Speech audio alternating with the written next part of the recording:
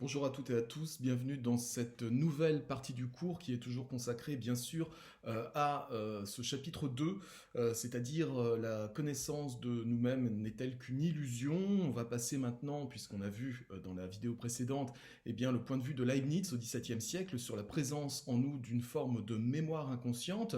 Nous allons voir maintenant au XIXe siècle comment Freud, le médecin Sigmund Freud, médecin allemand, inventeur de la psychanalyse, va bouleverser ce rapport que nous avons à nous-mêmes en mettant au point cette hypothèse d'abord, puis théorie de l'inconscient. Grâce à cette théorie de l'inconscient humain, Freud va fonder, comme je le disais, une discipline nouvelle, la psychanalyse, au cours de laquelle eh bien, il va traiter tout au long de sa vie des patients qui sont atteints de dysfonctionnements nerveux, de dysfonctionnements mentaux, grâce à ce traitement qui va servir la plupart du temps à endormir un petit peu la conscience du patient pour faire ressurgir de la mémoire, pour faire ressurgir des tréfonds de la personne, eh bien, ce fameux inconscient qui se trouve être chez Freud non plus une mémoire passive, comme les penseurs d'avant pouvaient le dire, mais bien une force active, dynamique, avec ses propres règles du jeu et qui perturbe notre comportement.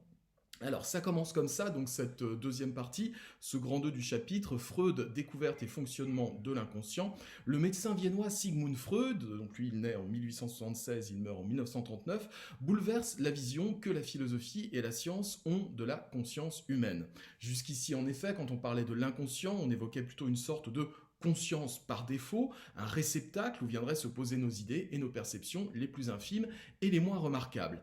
À partir de Freud, l'inconscient, et ça vous pouvez le souligner ou le surligner, c'est important, à partir de Freud, l'inconscient est considéré comme une force dynamique en nous qui agit selon ses propres mobiles qui semblent aller contre les lois instaurées par la société. L'inconscient, c'est la partie de nous-mêmes qui serait restée à un stade sauvage ou dans la petite enfance. La petite enfance, c'est l'âge où on désire l'accomplissement de nos volontés ici et maintenant. Animé de pulsions brutales et dévastatrices. Ces pulsions s'opposent en tout point aux exigences de la société et aux règles de la morale. Alors un petit rappel historique sur qui était Sigmund Freud. Pour ça, je vous invite aussi à rechercher vous-même sur Internet ou dans des livres, dans des dictionnaires, quelle a été la vie de ce médecin, de cet inventeur de la psychanalyse. Pour résumer les choses, en fait, Freud va grandir, va passer son enfance dans une Allemagne qui est une Allemagne un peu paradoxale, où on est dans une forte progression économique, mais d'un autre côté où politiquement ça se passe pas toujours très bien parce qu'il y a la montée de l'antisémitisme qui est très très forte et qui aboutira malheureusement un siècle à peu près plus tard à l'arrivée du parti nazi au pouvoir. Donc Freud va grandir dans cette ambiance, dans cette atmosphère. Il faut savoir que Freud est juif, qu'il va lui-même, au cours de son enfance, faire malheureusement l'expérience de ces insultes antisémites, cette espèce de haine ambiante. Et Freud, tout petit, c'est quelqu'un qui est assez imbu de lui-même. C'est quelque chose qui va se vérifier tout au long de sa vie. C'est quelqu'un qui se prend pas pour de la gnognotte.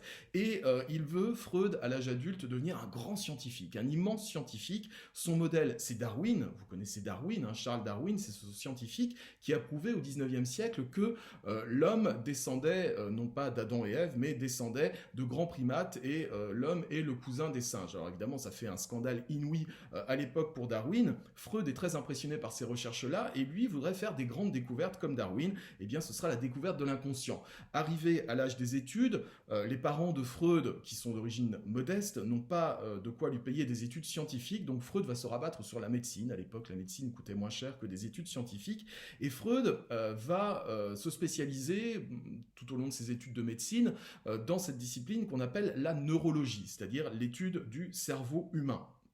Et pour son stage de fin d'études, Freud va aller faire ce fameux stage à Paris, à l'hôpital de la Pitié-Salpêtrière, où il va être incorporé dans le service d'un professeur qui a laissé aussi son nom dans l'histoire de la neurologie, c'est le professeur Charcot.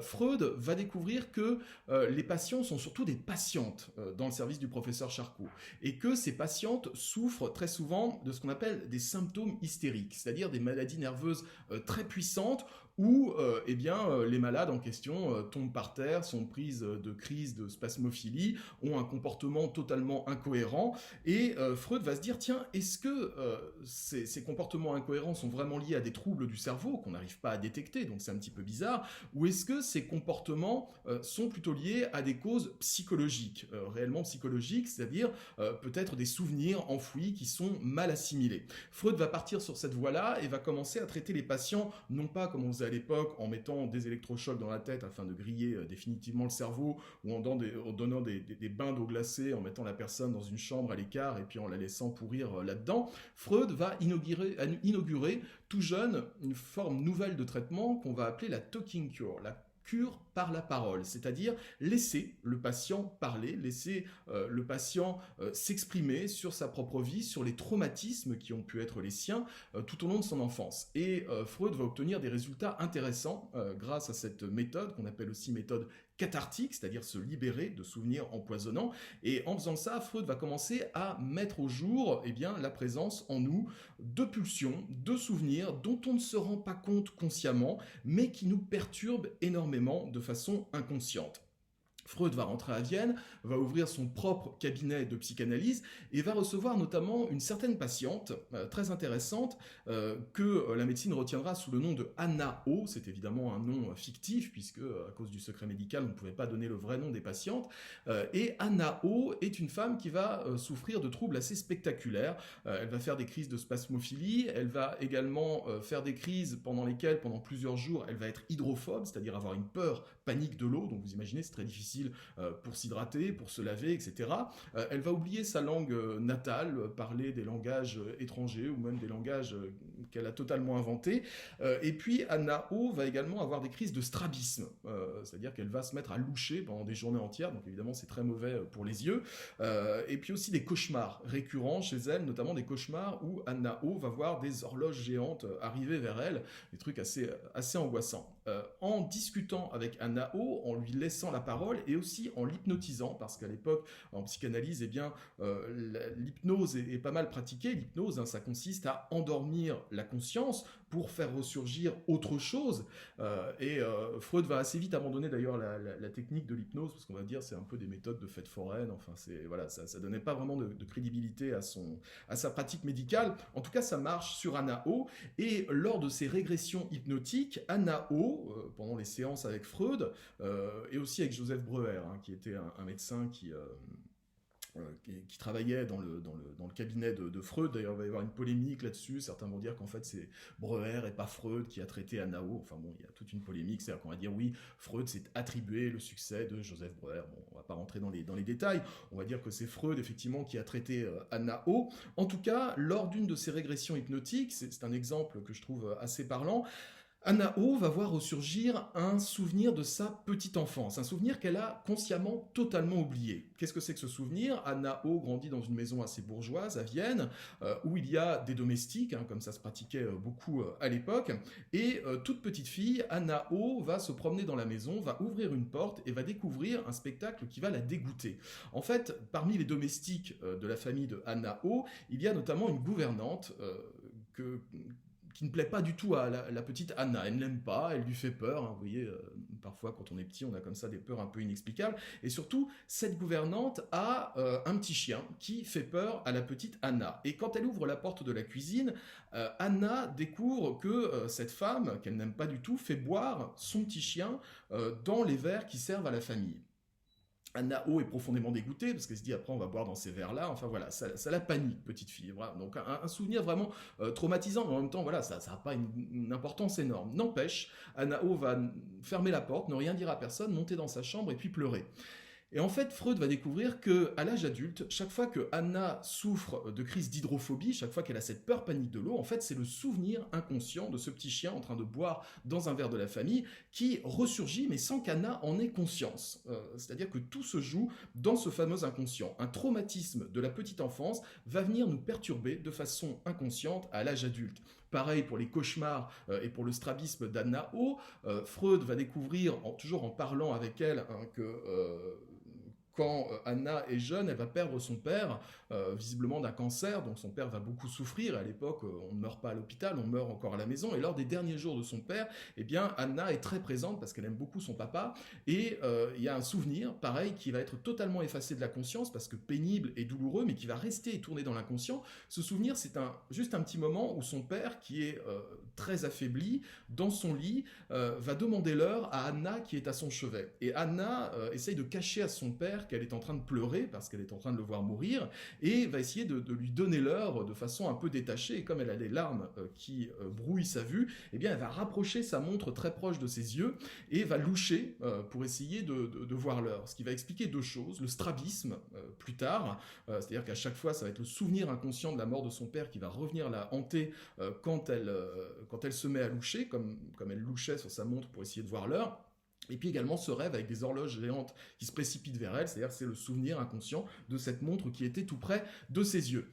Ce que Freud découvre, c'est que chaque fois que Anna ressort de ses souvenirs, ou bien qu'elle est réveillée après une hypnose, il suffit de lui dire, eh bien voilà, il s'est passé ça. Quand vous étiez petite, vous avez vu le chien de votre gouvernante boire dans le verre. Quand votre père était très atteint par sa maladie, vous avez essayé de lui donner l'heure, etc. Et là, tout d'un coup, le souvenir revient à la conscience. Anna O se rend compte de ce qui s'est passé et les troubles disparaissent. C'est-à-dire qu'elle ne souffrira plus de strabisme, les cauchemars vont se calmer et surtout, elle n'aura plus d'hydrophobie. Donc là, Freud se dit, je tiens quelque chose. C'est-à-dire que, effectivement, la plupart de nos dérèglements du comportement à l'âge adulte tiennent à ces fameuses névroses. Des névroses qui sont liées à des pulsions inconscientes ou à des souvenirs traumatisants, honteux, gênants, désagréables que la conscience va zapper, mais qui vont continuer à tourner en boucle dans l'inconscient. Voilà un petit peu la clé de l'inconscient selon Freud.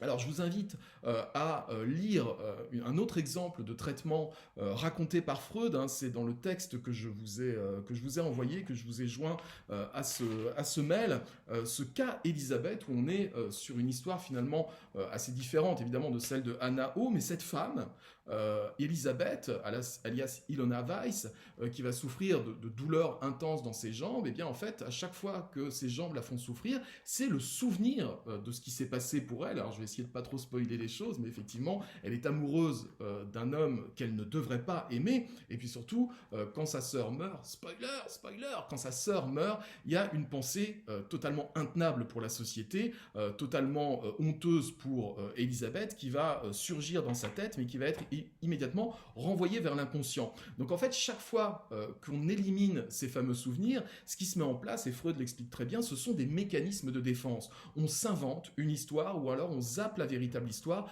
pour ne pas faire face à ces souvenirs qui sont des souvenirs traumatisants. Et donc chaque fois, effectivement, qu'il y a des troubles, là ce sont des douleurs dans les jambes, chez Anna O ce sont des crises d'hydrophobie, etc., eh bien c'est une façon pour l'inconscient de se manifester à nous, mais de façon codée. C'est-à-dire que Freud le dit très clairement, notre inconscient est totalement codé. C'est également ce qui se passe dans nos rêves. Freud dit très souvent, nos rêves ont un sens. On a l'impression quand on se réveille et qu'on se souvient de son rêve que c'était à peu près n'importe quoi, des images complètement fantaisistes. En fait, il n'en est rien. Dans nos rêves, puisque nos rêves se passent au moment où notre conscience est endormie et où c'est notre inconscient qui parle, eh bien dans nos rêves, il y a des symboles forts qui sont liés sans doute à des souvenirs que la conscience a oubliés ou des pulsions qui sont en nous. Parce que les pulsions, on va également en parler, elles ont un rôle à jouer très important dans l'inconscient. Pulsions plus souvenirs honteux, gênants ou désagréables, voilà qui forment la totalité de cet inconscient. Et cet inconscient, effectivement, est souvent totalement en but avec les règles morales, les lois de la société